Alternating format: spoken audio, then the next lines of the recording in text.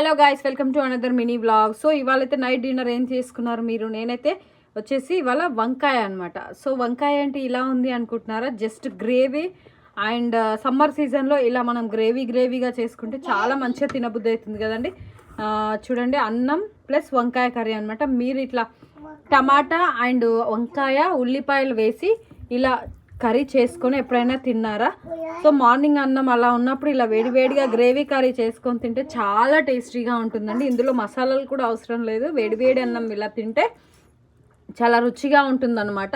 ఒకసారి మీరు ట్రై చేయండి. దీన్ని మనం చట్నీ లాగా చేసుకుంటే చాలా బాగుంటుందని అందరూ అంటారు. పొడుగు వంకాయలు ఆల్మోస్ట్ ఒక మూర పొడుగుంటాయి కదా. సో కానీ ఇలా కూడా చాలా రుచిగా ఉంటాయండి. మీరు ఒకసారి ట్రై చేసి చూడండి, మీకు కూడా నచ్చుతుంది. నాకైతే చాలా ఇష్టం అనమాట. మీకు కూడా నచ్చితే ప్లీజ్ లైక్ చేయండి, షేర్ చేయండి, అలాగే మన ఛానల్ని సబ్స్క్రైబ్ చేసుకొని పక్కనే ఉన్న బెల్ ఐకాన్ని కూడా క్లిక్ చేసేయండి. Thank you so much.